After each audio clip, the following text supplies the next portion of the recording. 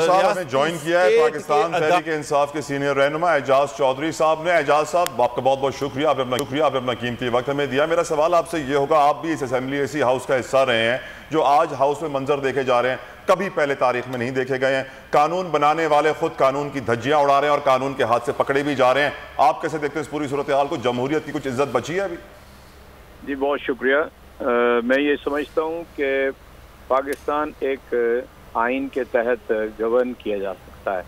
जब एक अदारा दूसरे अदारे के अंदर मुदाखलत करेगा तो इस सिलसिले को फिर आप रोक नहीं सकते।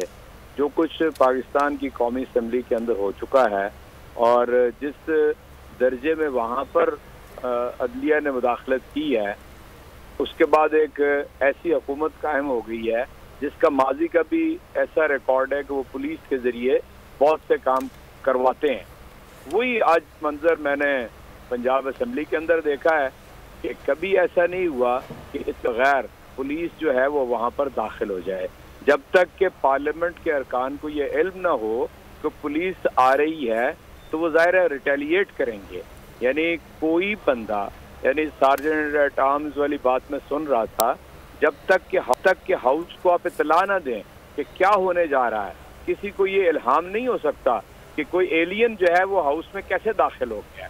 फिर मैं ये समझता हूँ कि ये सारा इसी एक शाखसाना है उसी अमल का कि अगर आप पार्लियामेंट की बालादस्ती समझते हैं तो उसको हकीकी तौर पे आगे बढ़ने दें। एक इदारा दूसरे इदारे का में मुदाखलत ना करें। फैसल अजीज खान साहब कुछ पूछना चाह रहे हैं चौधरी साहब। के जरिए पार्लियामेंट को चलाना चाहते हैं तो जाहिर है फिर तो मैं हेल्पलेस हूँ, मैं इसका कोई जवाब नहीं दे सकता। चौधरी साहब ये बताएं, ये जो हो गया है ये जाहिर है इसकी मजम्मत होनी चाहिए। जो जिस तरह डिप्टी स्पीकर की पिटाई हुई वो भी, और जो पुलिस आई वो भी। साहब पे नहीं हमला हुआ। देखिए मैं आपसे अर्ज करता हूँ, सारी सीक्वेंस को पेश नजर रखिए जी। ये यानी इंसानी नफ्सियात के मुताबिक ही आपने चलना होता है ना। हाँ। जब आप पुलिस आके लोगों को पहले थ्रेटन कर रही है और डरा रही है, उन्होंने रिटेलिएट किया, फिर दूसरी तरफ से वैसे ही कार्रवाई हुई, चौधरी परवेज इलाही के ऊपर भी हमला हुआ। तो ये अब एक मैस बन गया है। जिसने इसमें इब्तदा किया मुदाखलत की, असल में उसने गलत काम किया है। जब तक कि आप अरकान असम्बली को एतमाद में न लें, ऐलान न करें, कोई एलियन पार्लियामेंट के अंदर दाखिल नहीं हो। अच्छा चौधरी साहब ये बताएं कि अब वोटिंग कब होगी, आपके ख्याल में कब होनी चाहिए? देखिए मैं आपसे अर्ज करता हूँ कि वोटिंग ये जो इस वक्त सूरत हाल है, इस सूरत हाल से आप एक दफा निकलें, कोई घंटा 2 घंटे कोई इसका वक्फा, 1 आध दिन का वक्फा करें और आउटसाइड दी असेंबली चैम्बर बैठ के तो आप आपस में कोई रास्ता तलाश करें। रास्ता निकल सकता है। मैं आपको बताऊं, ट्रेनर एलिमेंट हर जगह होता है, लेकिन जब आप ये समझें कि आपने पुलिस के जरिए इसके ऊपर नफाज कराना है, मैं समझता हूं कि पंजाब के आईजी का ये जो अमल है ये किसी तरह भी आप इसको दुरुस्त करार नहीं दे सकते। अच्छा एजाज साहब थोड़ा सा जरा अगर आप तस्दीक कर दीजिएगा, हमें कुछ ऐसे मनाजिर मौसूल हुए जिसमें हमला किया गया है चौधरी परवेज इलाही पर, क्या ऐसा हुआ है वाकई में? जी यही कर रहा हूँ ना जी कि अब बातों के सीक्वेंस को जब आप देखेंगे तो आपको नजर आएगा कि बतदरीज हालात खराब हुए और ये कभी नहीं होना चाहिए इस तरह पार्लियामेंट के अंदर। और जिस बात के ऊपर मैं तीसरी दफा स्ट्रेस कर रहा हूँ, पार्लियामेंट को पार्लियामेंट की बालादस्ती कायम रहने दें।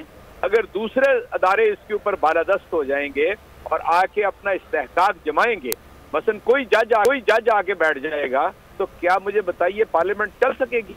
पार्लियामेंट पार्लियामेंटेरियंस के जरिए चलती है और वेल में आना, नारेबाजी करना, धक्कम पेल हो जाना, पूरी दुनिया के अंदर ये मनाजर आप पार्लियामेंट के अंदर देखते हैं। लेकिन वहां पर कोई सार्जेंट एट आर्म्स को पता है उसकी क्या ड्यूटी है, उसकी क्या हुदूद है, उसे कहाँ तक जाना है। लेकिन जब आप पुलिस लेके एंटर हो जाएंगे तो मैं समझता हूँ आपके ख्याल में क्या अदालतों को इसका खुद नोटिस लेना चाहिए? तो मैं शदीद तरीन अल्फाज में मजम्मत करता हूँ जो मीडिया से मुझे पता चला है कि हमारे 4 अरकान को गिरफ्तार कर लिया है। In what capacity? Who can enter into the parliament? How he can enter into the parliament? आपके ख्याल में यानी पुलिस स्टेट है, ये पुलिस स्टेट है।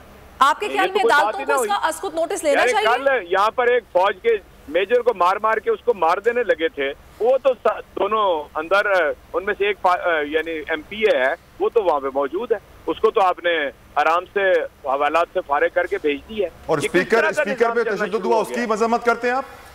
जी, जो स्पीकर पे तशद्दुद हुआ उसको, उस पर भी मजम्मत करते हैं आप? मैं जी हर किस्म के ऐसे वाक़े की मजम्मत करता हूँ कि जो पार्लियामेंट के अंदर नहीं होना चाहिए। सही। तो और मैं जो इस बात पे कह रहा हूँ कि आगाज बिल्कुल गलत हुआ और उसके बाद सीक्वेंस आगे हालात का आपके सुओ मोटो होना चाहिए चौधरी साहब इस पर भी? क्यों सुओ मोटा होना चाहिए जी? वजह? अब तारड़ साहब कह रहे हैं कि अदालत नोटिस ले, चीफ जस्टिस फौरन से नोटिस ले। आप मुझे बताइए ना, क्या ये पाकिस्तान जजेस चलाएंगे? क्या पार्लियामेंट का कोई इस्तेहकाक नहीं है? क्या पार्लियामेंट की प्रोसीडिंग्स को ये इम्यूनिटी हासिल नहीं है? मुझे तो समझ नहीं आ रही कि ये किस तरह का, ये पिछले हमने 3 हफ्तों के अंदर जो निजाम बनता हुआ देखा है, मुल्क के कितने बड़े टर्मोइल में चला गया है, सिर्फ इसलिए कि किसी ने जो असल मसला है पाकिस्तान को, जो साजिश हुई है, नॉन साजिश हुई है, हर आदमी जानता है इस बात को, अदारे जानते हैं इस बात को। मुझे ये बताइए उसके ऊपर पहले बात क्यों नहीं हुई? यानी क्राइम पहले कमिट हुआ है, उसके ऊपर कोई अपना यानी फैसला बैठ के नहीं करता। एजाज साहब, सबसे पहले तो जो क्राइम कमिट होता चला आया है पाकिस्तान की सियासत में, उसके सदबाब के लिए कुछ रिफॉर्म्स होनी चाहिए कि लोटाक्रेसी के लिए जमीर फरोशी का कोई कानूनी हल निकलना चाहिए ताकि ये मामला मसला हो ही ना। देखिए, मैं आपसे अर्ज करता हूँ, आपको याद है कि हमने एक पिटीशन यानी वो रेफरेंस प्रेसिडेंट का भेजा हुआ है। आप मुझे बताइए, चीजों का सीक्वेंस सबसे पहले वो गया था, सबसे पहले कोर्ट को उसको एड्रेस करना चाहिए था, डिस्करेज होना चाहिए था ऐसे लोगों को। 75 बरस के अंदर या तो ये पहला वाकया, ये मेरी सियासी जिंदगी का 5वां वाकया है कि जिसमें जनाब छांगा मांगा, जिसमें सवाद, जिसमें मरी, जिसमें रायविंड, ये सारा शामिल है। ये सारे लोग उस रास्ते से होके गुजरे हुए हैं और सारी जो पीटीआई से पहले की पार्टियां हैं वो इसको भुगत चुकी हैं। क्यों इसके ऊपर लोग नहीं आते? 2 चीजें इंसान के लिए होती हैं, एक खौफ, एक लालच। जो अपने वो जिंदगी के फैसले करता है, गलत तरीके से करता है, वो यही है, या लोगों को लालच दिया या उन्हें खौफ दिया। लालच पैसों का भी हो सकता है, ओहदे का भी हो सकता है, किसी सब्ज बाग भी दिखाए जा सकते हैं। इसलिए मैं समझता हूँ कि जो इसका शिकार हुए हैं, जो लोटाक्रेसी का, और जो इसको करने वाले हैं, दोनों बराबर मुजरिम। उसके ऊपर तो अदालत खामोश है। क्यों खामोश है? सही। ये बताइए, आपकी सबसे बड़ी कंप्लेंट मुझे नजर आई वो यही नजर आई चौधरी साहब के एक इदारा दूसरे इदारे के काम में मुदाखलत ना करे, और ऐसा हो रहा है आपकी नजर में और आप कह रहे हैं कि होता है। मैं नहीं कह रहा, मैं ये भी कह रहा हूँ कि पार्लियामेंट सुप्रीम है।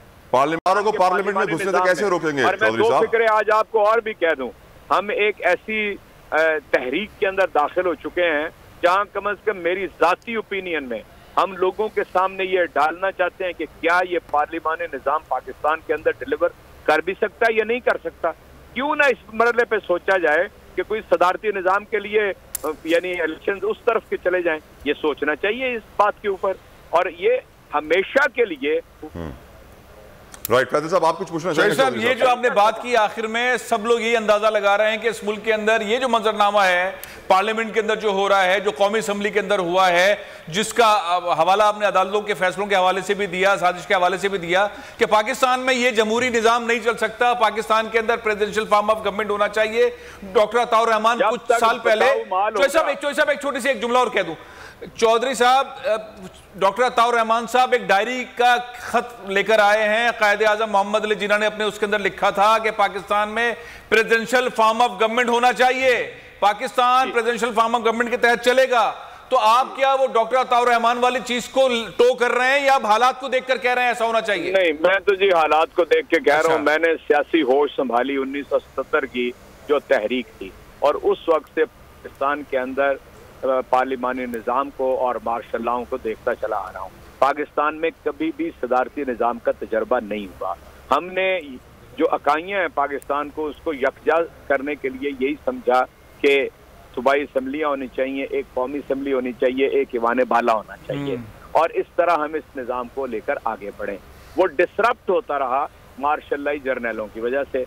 अब आप मुझे बताइए कि 75 बरस के बाद अगर आपका सिस्टम डिलीवर नहीं कर रहा, तो क्या हम अपनी नौजवान नस्ल को, जाहिर है एक मेरी नस्ल है जो 60s के अंदर है, एक वो लोग हैं जो अब टीन एज के अंदर हैं, और जो शऊर हम 15-18 हमने उम्र रखी है ना वोटर की। आप आज 13-14-15 साल के बच्चे से पूछ लें, वो आपसे ज्यादा मालूमात रखता है, वो ज्यादा स्ट्रॉन्ग ओपिनियन रखता है कि जिंदगी को कैसे आगे बढ़ना है। फिर एक वक्त था कि जी हमारे यहाँ खवातीन की राय की कोई अहमियत ही नहीं होती थी, आज तक भी नहीं है। वैसे तो मेरे ख्याल के मुताबिक ये जो रिजर्व सीट्स हैं ये उनकी निगेशन है दर हकीकत, लेकिन ये निज़ाम भी यहाँ पे चल रहा है। आज वो नहीं है, हर खातून खाना जो कोई फायर का काम नहीं करती, आप उसको भी आप जरा बात करके देखें उसे, उसको हर चीज मालूम है, उसकी राय बन चुकी है, सही को सही समझती है, गलत को गलत समझती है।